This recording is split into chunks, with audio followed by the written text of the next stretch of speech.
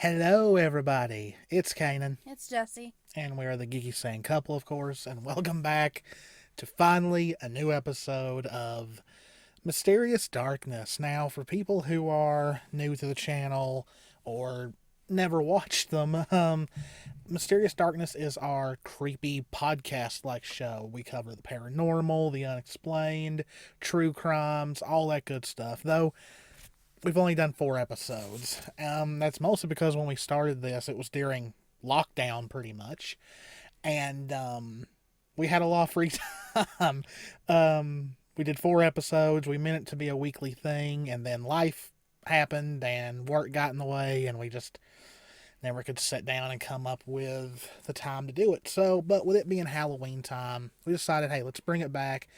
Hopefully, we'll be able to do it again sometime soon. But a while ago, I did a poll on Twitter for the topic, and Skinwalker Ranch won. Now, I love Skinwalker Ranch. I think it's one of the more interesting stories. I don't think you know a whole lot about it, though. I have played stuff for you about it. Um, so yeah, this should be up hopefully on Friday. So a few days before Halloween. So and we're green in this one. I let Jess choose, and she chose green. She said it kind of fit. It fit the style of our videos for this one. Yeah. So yes. So before we get into the meat and potatoes, do we have any new announcements or anything? I could think of at the moment. I do. We are 10 away from 500 subscribers. Thank you all who are already subscribed. Please, we just need 10 more to hit our 2021 goal. We want to hit that before the end of this year, though technically I would like to hit it before November because that's technically our 2-year anniversary. So I'd love to hit 500 before the channel's 2 years old. So yeah. I've been watching horror movies like crazy. Watched the entire Friday the 13th movies. You've been watching Halloween Town and her style of Halloween movies. I'd love to go see Halloween Kills, but I just don't think I'm going to be able to make it to the theater. Plus, I hate going to the theater alone. It's not that I'm scared or anything. I find it boring to go watch a movie by myself. Oh, I know.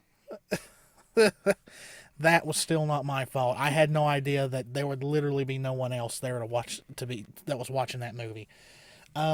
Okay, so Skinwalker Ranch. This is a picture of the actual ranch.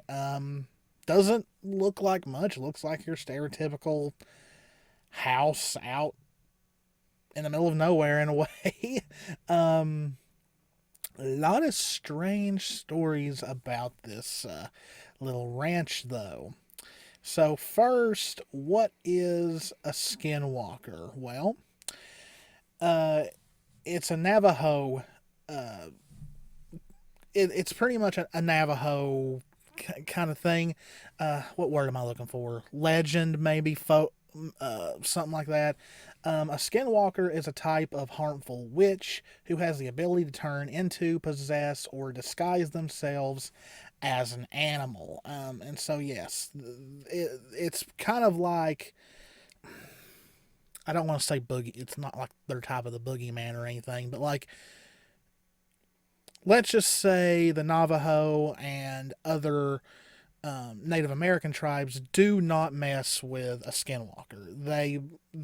If they think a skinwalker has been around, they don't go anywhere near the land that it's been on. It's kind of like, a taboo kind of thing. So there's a lot of stuff that happened on this ranch. We're not going to cover a lot of the investigations that NIDS did.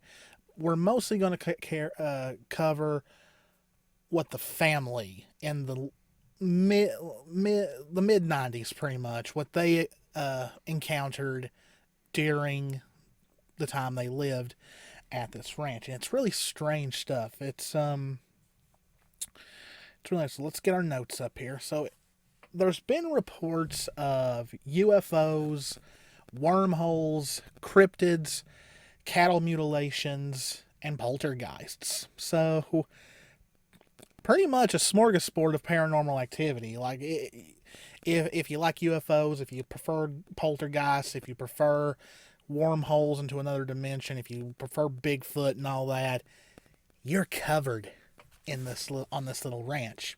So it's a ranch in northern Utah, and it's considered the most haunted and supernatural paranormal hotspot, not only in America but the entire world.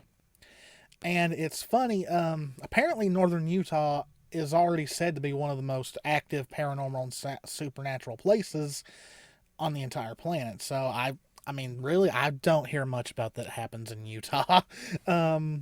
It just seems like it's one of those states that you just never hear about. So yes, from UFOs and humanoid figures to even Bigfoot.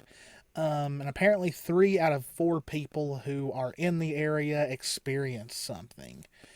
Now, on the ranch itself, it's 480 acres, so you're looking at a pretty good sized bit of land, and it's about 100 miles away from Salt Lake City. Now, apparently the Utes believe the ranch to be the focal point of a curse placed on them by the Navajo, and that it is in the path of a skinwalker, and they, even to this day, will not set foot on the land. Now, before the family that moved in the 90s, there was a family before that who I believe to this day has remained anonymous. And they lived on the ranch, and they left in 1987, the year I was born. They just left, just without making any kind of announcement to, I guess, renters. They just up and left. Yeah, they left it, and it stayed unattended for 7 years.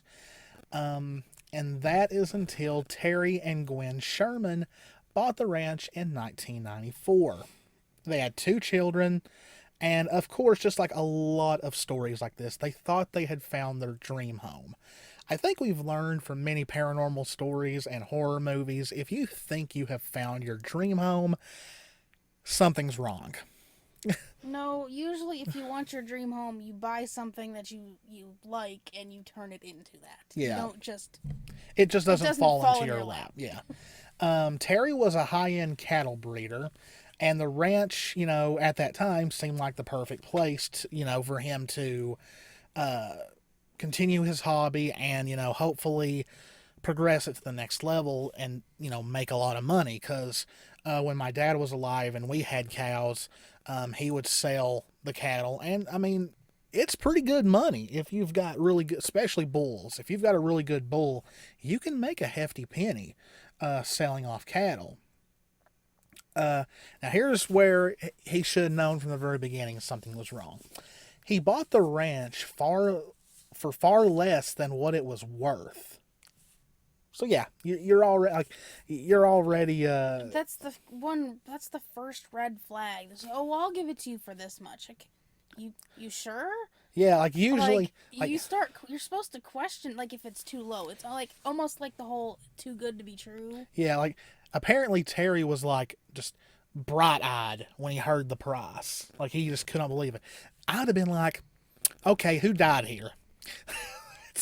When that's what I got excited about buying this ranch for that less, I mean, obviously something wasn't connected there to realize red flag. Well, yeah. I mean, you also got to remember this was the early to mid '90s. So even though this was not that long ago, automatically thinking something was amiss, I guess, just wasn't something people thought about.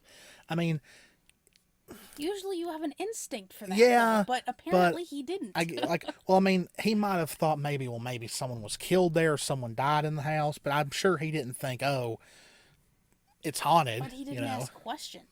Probably not. That's the thing. I think that's the thing. I think it was said that he didn't ask questions. He jumped on it. Again, my point. He didn't have the instinct of, okay, red flag, what happened? Yeah. So he really thought this would lead to a dream, but instead he got a nightmare that would almost destroy him financially and psychologically. So, of course, when they arrived, the place had been abandoned for 7 years. So, of course, it was a little bit in the state of disrepair. But the thing that was weird was that every single door was dead bolted shut. Not just the front and back door, but the interior doors and the windows.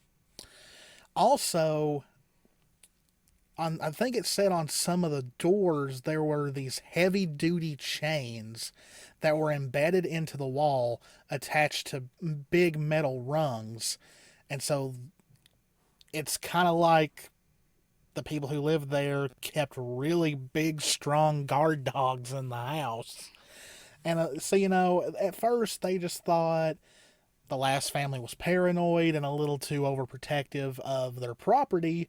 And it was as far as that when they bought the land, it said in the paperwork the Shermans were not allowed to dig on the property without the former owner's consent.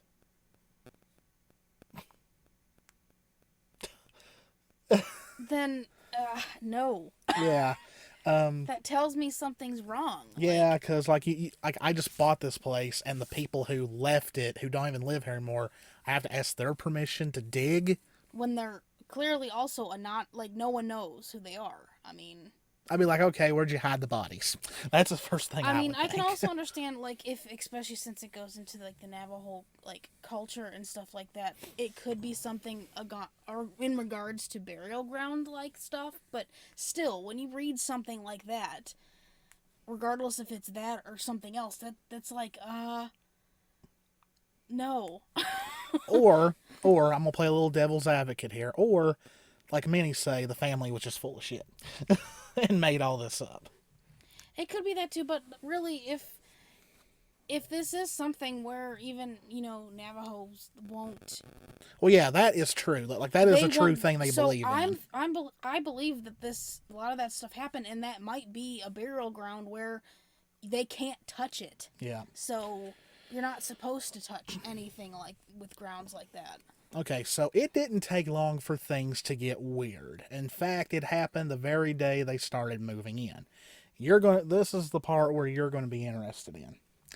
So, they're moving, they're getting stuff out of their vehicles, and Terry has already brought some of his cattle with him. And in the distance, they spot something trotting toward them, and it was a wolf. But it wasn't scared of these people at all. It was trotting up to them like a dog, like a domesticated dog. But as it got closer, they were shocked to see the wolf was huge, 3 times the size of an average wolf. Like they say, this thing was almost as tall as their vehicle. Now you love wolves. You know a lot about them, and you told me that there are some pretty big wolves out there. Yes, but not the size of a car. Certain breeds are huge. I know there's some in one of the wolf sanctuaries, one of the certified ones that actually I want to visit. Their paws could fit in the palm of your hand and still hang over. They're big. But yeah, it acted like a domesticated dog. It was letting the family pet it. It was wagging its tail.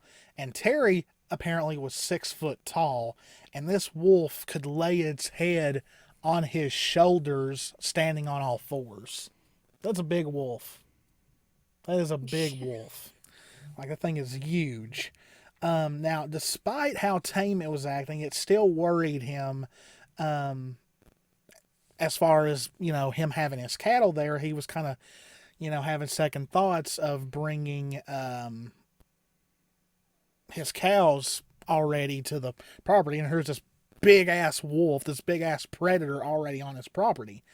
Now, of course, the cows were not too happy that this big old wolf was there, except one little curious calf that had stuck its head out of the iron bars.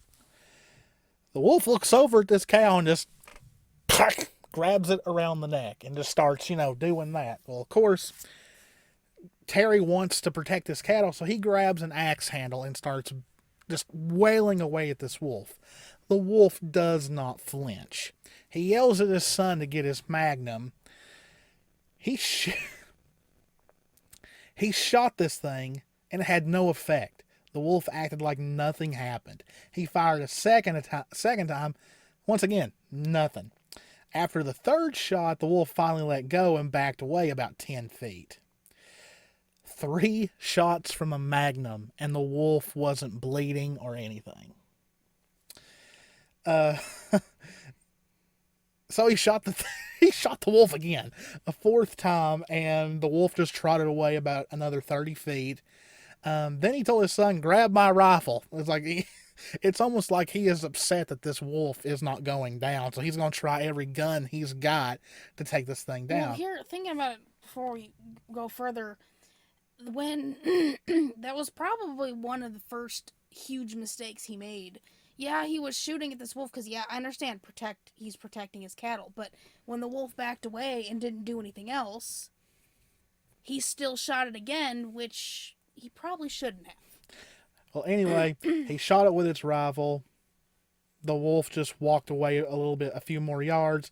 He shot and just looked at them like, what are you doing? He shot it again, and this time he says he saw a piece of the wolf fly off, and the wolf just walked away, acting like it was nothing. It was like a flea biting him.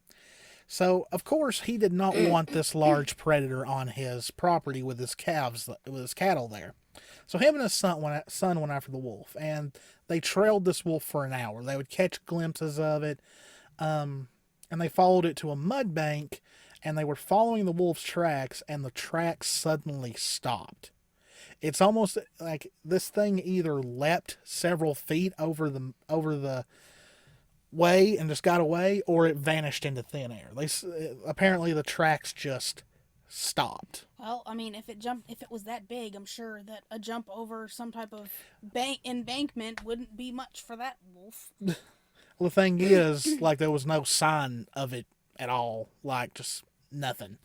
Apparently he picked up the piece that had come off the wolf, and instead of being fresh with blood, the skin, it was rotted like it had been there for days. So now we're already getting into the supernatural here. So a few weeks go by, and at first nothing happens. But then Gwen, the wife, started experiencing some really weird, pretty much poltergeist activity. One experience was that she had went shopping, and she came home, she put the groceries all up, then she left the kitchen, came back, all the groceries were back in their bags like she had never taken them out. Now that is definitely something that can happen in poltergeist activity. That's been stuff that has been reported before. Another incident was happening when she was showering one morning, and she left her towel and her brush on I'm guessing on the side of the sink or something, right there at the shower. And when she got out, the towel and the hairbrush were gone, and she later found them in random places in the house. So she thought she was losing her mind or she was having memory issues until one evening Terry came in and said that his post diggers were missing. And, she assured him that her and the kids had been in the house. And the thing was, he was using them, then set them aside, turned away, looked back, they were gone. So, I guess whatever's on this ranch likes to steal stuff. So he couldn't find them. A few weeks later, they found them in a tree 75 feet up in the air. When, I don't know if you've ever held post diggers, but it's pretty heavy. And this particular one he had was 70 pounds. And it was 75 feet up in a tree. So I don't think he threw them up there. No. So, of course, they started realizing something wasn't right here. So another incident, a cousin of the family came to visit, and of course Terry and his son showed them around, and by the time they were done, I guess, it's over 400 acres, so it's going to take a while. By the time they were done, it was dark. And then they noticed what looked like headlights moving along his fence line, which was, well in on his property, and he had seen them before, and he thought it was just someone who had gotten lost.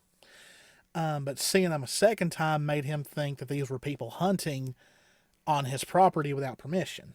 Now, if you're, I don't know why he would think this. If you're out here hunting on someone's property without permission, you're not going to be driving around with your headlights on. You're going to be, No. you're going to be, so, so of course he, went after them, and apparently he noticed that as he got closer, the lights moved farther away. So, of course, he picked up the pace, and the boys were following him, and he noticed there was no engine sound. And then when they got within 100 yards, the lights lifted up and floated up over the treetops. And, of course, they were shocked, and they just watched as the lights just went into nothingness, like out of sight. And according to reports, during the fall of that year, the lights became free. They just became an everyday thing on the ranch. But then Terry started moving his very expensive high-end cattle onto the ranch, and apparently that's when things got worse. That winter, the ranch had been hit by several snow storms, and Terry had to go out almost every night to corral in cattle that had gotten too far out. Well, one of his prized Angus cows vanished and was missing for about 24 hours. So he checks one whole side of the ranch, doesn't find nothing. On the other side, toward the southwest, he found hoof prints. And of course, this gets his hopes up. Oh, thank goodness it's okay. Because you got to remember, these cows are worth a lot of money. This is their livelihood, are these cows. And, but then he quickly realized, I guess if you know your stuff about cows, I guess you can tell by looking at their hoof prints how they move, because apparently he said that just by looking at the prints, he could tell that she had been running at full speed as she entered the tree line.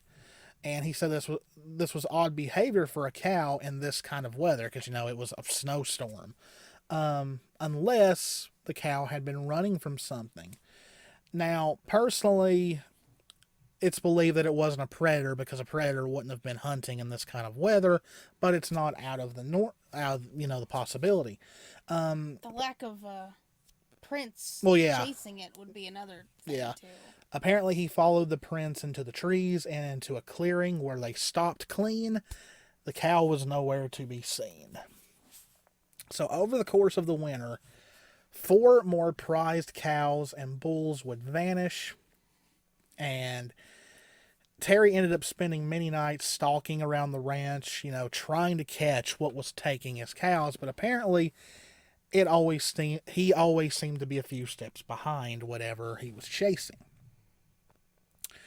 And the lights were still there, and they were pretty much common, but it was said that it was strange because they would move away whenever they got close, like the lights knew they were there. So we're looking at something that's got some intelligence here. Now this is strange right here.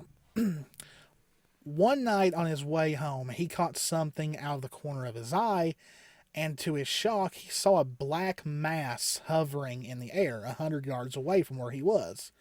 And he hunkered down, he hid to watch it, and he said it looked like a small version of the Nighthawk, the plane, but he said it was really quiet though. It made little to no sound, and it was about 20 feet in the air, and it had colored lights that shone down onto the snow. And he said it looked like it was looking for something. Well, after about 20 minutes, his arms started to go numb from the cold, and so he stretched his arms out and his joints popped. Now, of course, normally you're not going to hear that, but out in the middle of, the woods and it being quiet, snow, and all that, it's going to sound pretty loud. And he said the moment that happened, the lights on this thing went out and the object stopped and turned in his direction. And he said it was as if it was glaring at him, and then it just turned around and left out of sight. So now we're like, aliens? So the spring comes and more cattle vanished, but now instead of them just disappearing and not being seen again, they would start reappearing, sometimes alive, sometimes dead from no apparent cause, to straight up mutilated. And apparently the mutilations were very strange. Huge chunks of flesh and skin were removed, but there was no sign of blood at all. It was like they had been drained of blood, and the wounds seemed to be cut with precision with surgical quality. Not saying aliens, but aliens.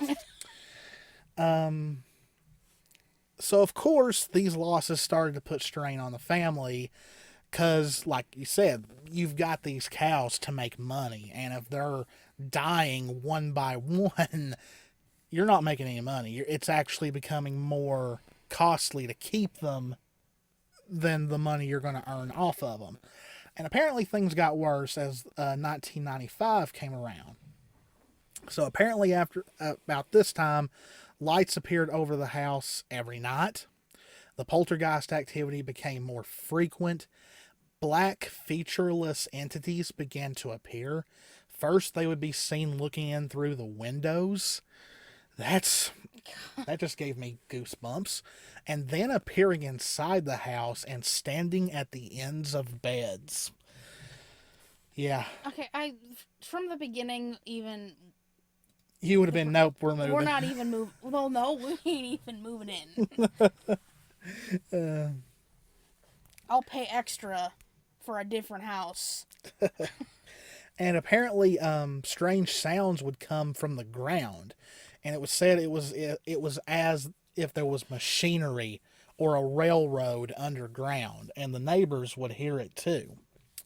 They also heard disembodied voices in strange languages that came from the sky. It's either aliens or Whatever the witch is. the Skinwalker. And Terry would also find big cookie cutter like holes all over the land, but the soil from where the holes had been dug was nowhere to be found. The aliens are taking soil samples. That's the only thing I can think of. I mean, that's... also reports of an individual... Well, it was an individual, but invisible. I can't read my own typing. Being that would walk around. They said that they would be able to tell it was there because it would walk among the herd of cows, and the cows would move as if something big was moving around them. And in the canal, the water would be displaced as if something was walking through it. Yeah. There was even reports of an entity that seemed to have a cloaking device like the Predator.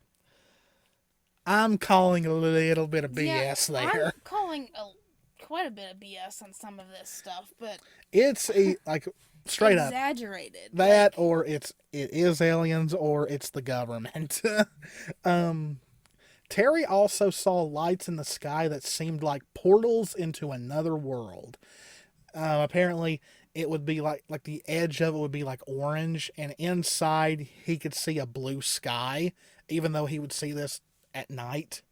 And he even said that they would see flying objects fly in and out of it. I would love it if this portal opened all of a sudden. Meet George Jetson. Oh, it's okay. It's just where the Jetsons live. I'm going to see Thor. Yeah. Yeah. Or Doctor Strange, the portals that they create. Though the most disturbing and dangerous thing that they ever encountered on the ranch was orbs. Now, we're not talking orbs like you see in ghost shows. Apparently, these were tennis ball sized, and they would zip around the trees. They would even harass the livestock, and they were blood red.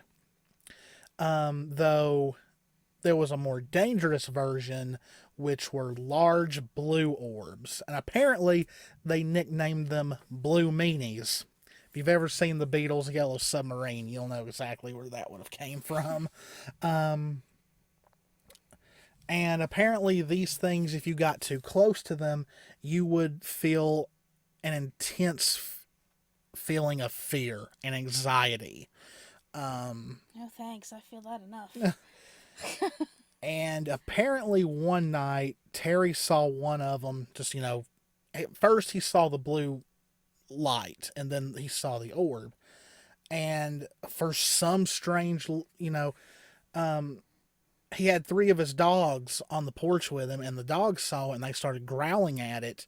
And for some odd reason, he let them go, and the dogs went after it. Because apparently, even though these things instilled fear in humans, it had no effect on the dogs. So they chased it into the woods.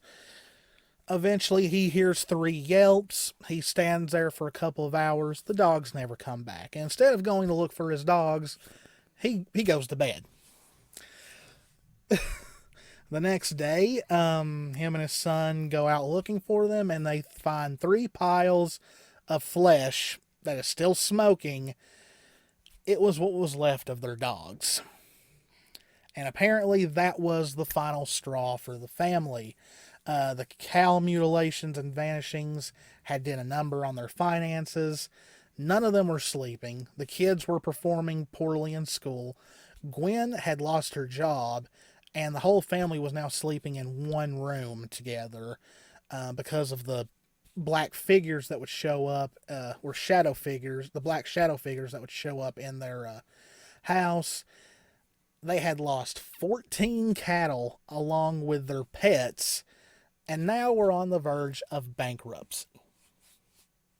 So, things were not going well for them. So, I'm sorry, but this guy's an idiot.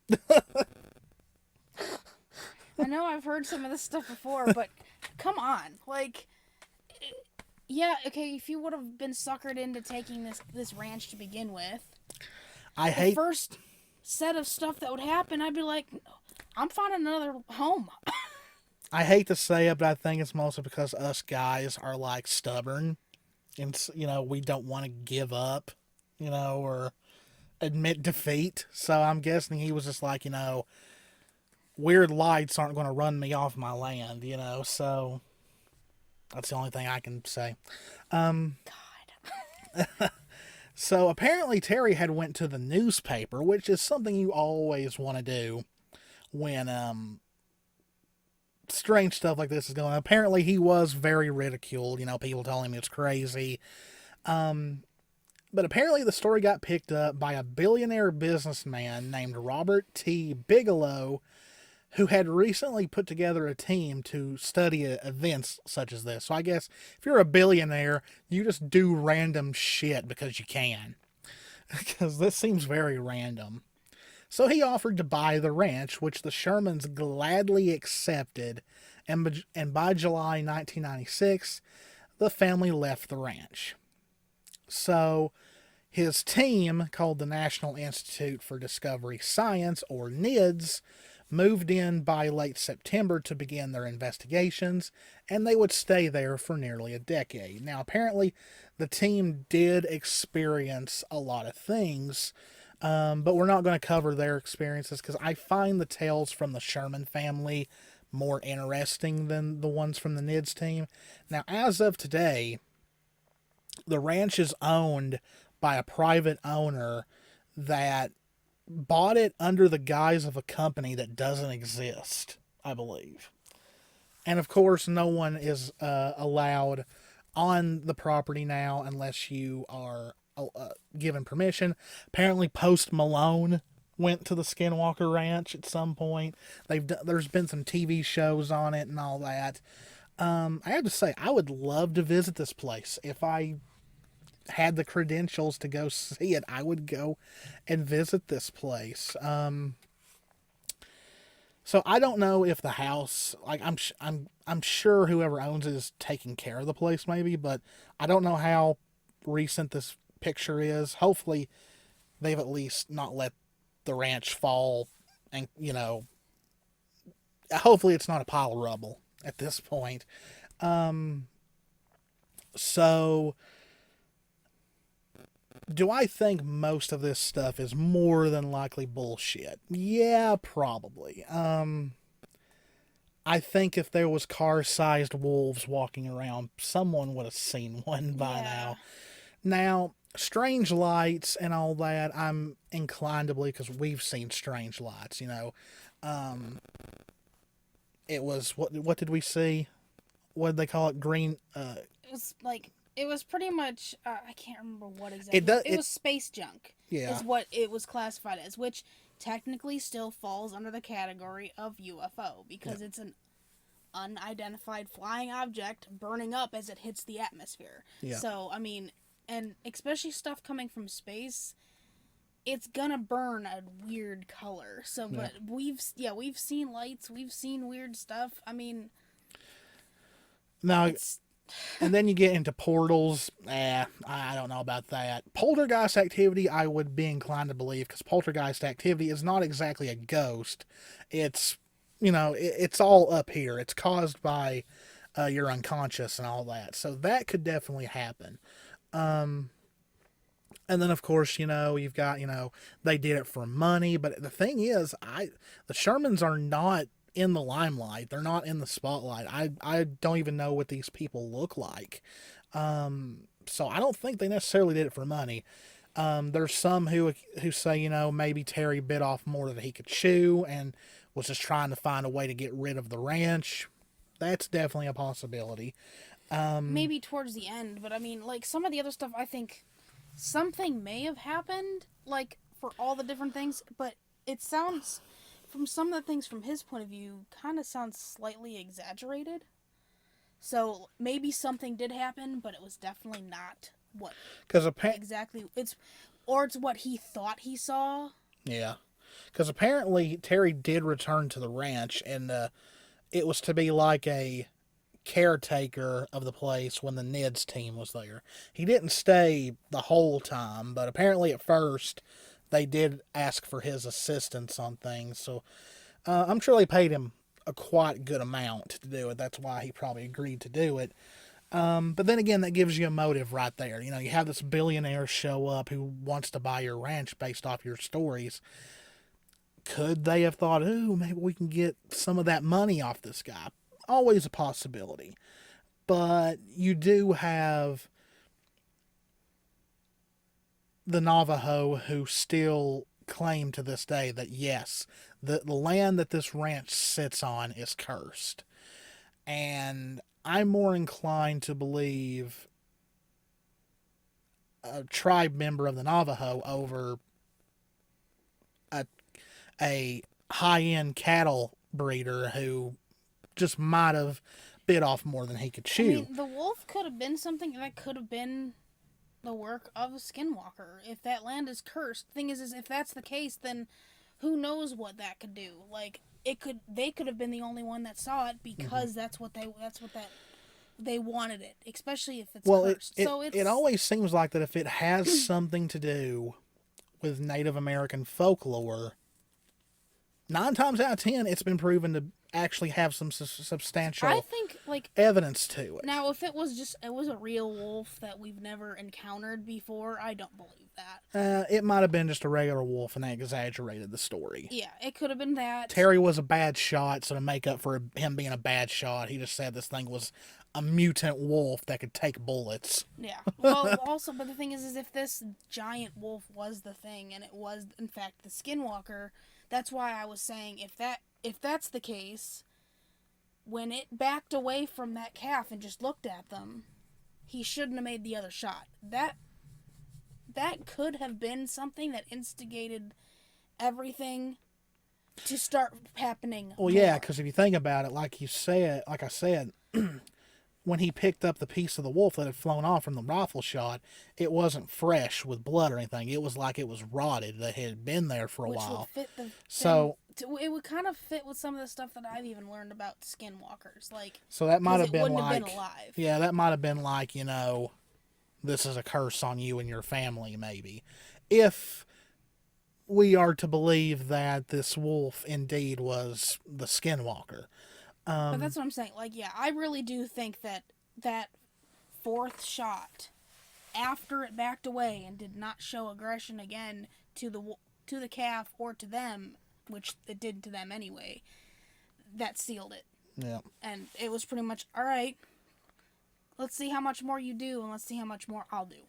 That's kind of what that points to in a way. Like, it would kind of make sense. Yeah. Because you're kind of, it tried its luck, coming to you, and then you... Well, maybe it saw the calf as like an offering or something, and... It could have been that way, but... Which, like I said, I understand him wanting to protect his calf, but... Well, yeah, that's just human nature, Yeah, the extra shot... Well, extra I mean, shots. I can't blame him because he wanted the wolf dead so it wouldn't eventually come back and try to get his cattle. Like, I understand. But it backed away and didn't do anything again. Well, I mean, it's like I said, even if it backed away and acted like it wasn't going to do anything, you've still got that thought of a threat of a big ass wolf that's roaming out there that could come back and kill all your cows. But who knows? Like.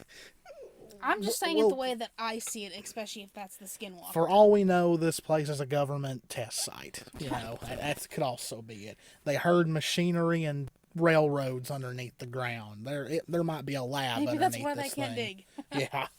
No, I think they can't dig is because I think maybe that might stem from the Navajo saying that that land is cursed. Yeah, like I do think that there is some truth to the land being cursed.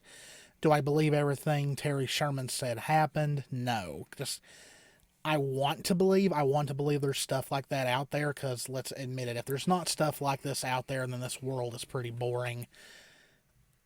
But I can't in blind faith say I 100% believe it, Yeah, like ghosts, I 100% believe in because I've experienced it myself. I've seen them. Yeah, so, but like, portals to another world opening, I'd have to see that with my very own eyes to say, oh yeah, he possibly could have seen that. Poltergeist activity happens all the time. Like I said, it's not a ghost. It is pretty much psychological energy manifesting itself. Because, trust me, there's a lot of stuff going up here that we are not aware of, that we have no control over. That's why, they say we only have control over how much of our brain. I can't remember, but we only use a certain % of our brain. And if we could actually fully use it, we would be capable of performing some really amazing stuff. You've got to unlock that next level. Train hard. But yeah, I know this is a slightly shorter episode than our past ones, but this story isn't as long as a lot of the others. Like, the ones we did before, like the Velisca axe murders and all the stuff connected. That was cases that literally took over the course of 60 years almost. And then the Jane Topin one was several years. The Sally house haunting, there was a lot of stuff that went on with that. This is pretty much just the account from one guy. Now, like I said, there's more stories with the NIDS team, which, like I said, I didn't want to cover them because I find these stories more interesting. And apparently there are some reports from before the Shermans moved in. Also, I got a lot of my info from part 1 of the video that Bedtime Stories did on Skinwalker Ranch. The link to their video will be in the description. Probably should have said at the beginning of the video, but I got distracted. So I'll leave a link in that. Go watch their video. They're an amazing channel. I love them. You can ask her. I watch every time they put up a new video. So yeah, go watch Bedtime Stories video. They did a part 2, which covers the NIDS investigation. So yeah, I think that's all from us. You got any other? Okay. Well, hope you guys enjoyed it. Like I said, I know this was a long time coming. Whenever we find the time to do a new episode, I will put a poll up on my Twitter to decide the next topic, so be on the lookout for that. That's where I usually always put video ideas or if I have video ideas, I sometimes give them in a poll to see what you guys want to see first. But, yeah. Hope you all have a happy Halloween. I will have a new video up on Halloween where I'm going to be doing a watch along of the first Friday the 13th. Monster Vision style. And if you don't know what Monster Vision is, go watch a few clips. It was one of my favorite shows in the mid to late 90s on TNT. And as always, guys, this is Kanan. This is Jessie. We love you all very, very much. Stay safe out there. Take care of yourselves. And we will see you in the next one. My stomach just growled. Bye. Bye.